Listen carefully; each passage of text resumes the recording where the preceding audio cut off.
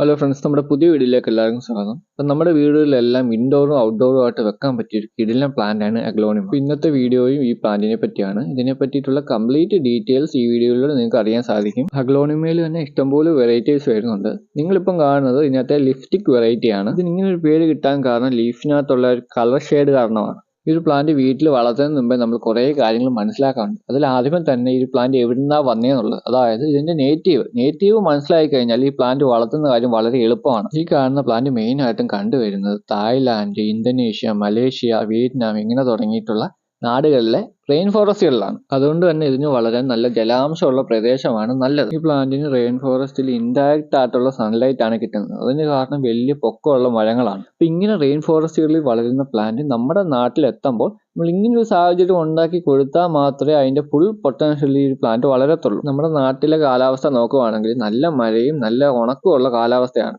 മഴ സമയത്ത് ഈ പ്ലാന്റിന് വലിയ കെയറിന്റെ ആവശ്യമില്ല. പക്ഷേ ചട്ടിയിലാണ് നമ്മൾ ഈ പ്ലാന്റ് നട്ടേക്കുന്നെങ്കിൽ വെള്ളം കെട്ടിക്കിടക്കാത്ത സാഹചര്യത്തിൽ വേണം ഈ പ്ലാന്റ് സെറ്റ് ചെയ്യാൻ. വേനൽ സമയത്ത് നമ്മൾ മെയിനായിട്ടും ശ്രദ്ധിക്കേണ്ട കാര്യം വെയിലും ചൂടും അടിച്ച് ഇതിന്റെ ലീഫൊക്കെ ബേണായി പോകാതിരിക്കാൻ വേണ്ടി നല്ല ഷെയ്ഡ് കിട്ടുന്ന സ്ഥലത്തേക്ക് ഈ പ്ലാന്റ് മാറ്റുക. അടുത്തതായിട്ട് വളരെ ഇമ്പോർട്ടൻ്റ് ആയിട്ടുള്ള കാര്യമാണ് ദിവസം 2 നേരം ഈ ചെടിക്ക് വെള്ളം നനച്ചു കൊടുക്കണം. നല്ല ഹ്യൂമിഡിറ്റി വേണ്ട ചെടി ആയതുകൊണ്ട് തന്നെ ഇത് കൂട്ടമായിട്ട് നിർത്തുന്നതാണ് ഏറ്റവും നല്ലത്. ഇതുവരെ ഞാൻ പറഞ്ഞത് ഇതിന് വളരെ അനുയോജ്യമായിട്ടുള്ള കാലാവസ്ഥയാണ്. അടുത്തതായിട്ട് ഇതിന്റെ പോട്ടിങ്ങും പ്രൊപ്പഗേഷനും എങ്ങനെയാണെന്ന് നോക്കാം. സാധാരണയായിട്ട് ഉപയോഗിക്കുന്ന പോട്ടിംഗ് മിക്സ് തന്നെയാണ് ഇതിന് ഉപയോഗിക്കുന്നത്. മണ്ണ്, ചാണകപ്പൊടി, എല്ലുപൊടി ഇതൊക്കെയാണ് ഇതിന്റെ പോട്ടിംഗ് മിക്സ് ആയിട്ട് വരുന്നത്. ഈ ഒരു പ്ലാന്റ് നടാൻ വേണ്ടി മീഡിയം സൈസ് ചട്ടി മതിയാവും. ഒരു പ്ലാന്റ് നട്ട് കഴിഞ്ഞാൽ 2 മാസം കൊണ്ട് തന്നെ ഈ ചട്ടി കംപ്ലീറ്റ് ആയിട്ട് ഈ ചെടി കൊണ്ട് നിറയും. അത്രയ്ക്കും ഫാസ്റ്റ് ആയിട്ടാണ് ഇതിന് തൈകൾ വരുന്നത്. ഇതിന്റെ പ്രൊപ്പഗേഷനും വളരെ എളുപ്പമാണ്. ഇതിന്റെ തണ്ട് കട്ട് ചെയ്ത് വെള്ളത്തിലിട്ട് വേര് മുളപ്പിച്ചിട്ട് മാറ്റി നടുകയോ അല്ലെങ്കിൽ തണ്ട് കട്ട് ചെയ്ത് ഡയറക്റ്റ് മണ്ണിൽ നട്ടാലും മതിയാവും. ഈ പറഞ്ഞ 2 മെത്തേഡ് നമുക്ക് വേരോടെ മാറ്റി നടാൻ വേണ്ടി പ്ലാന്റ് ഇല്ലെങ്കിൽ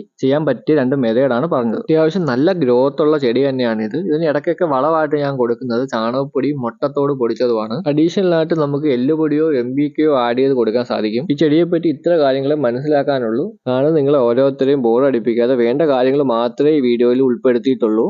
ഈ ഒരു വീഡിയോ നിങ്ങൾക്ക് ഇഷ്ടപ്പെട്ടിട്ടുണ്ടെങ്കിൽ ഉറപ്പായിട്ടും ചാനൽ ഒന്ന് സബ്സ്ക്രൈബ് ചെയ്തേക്കുക.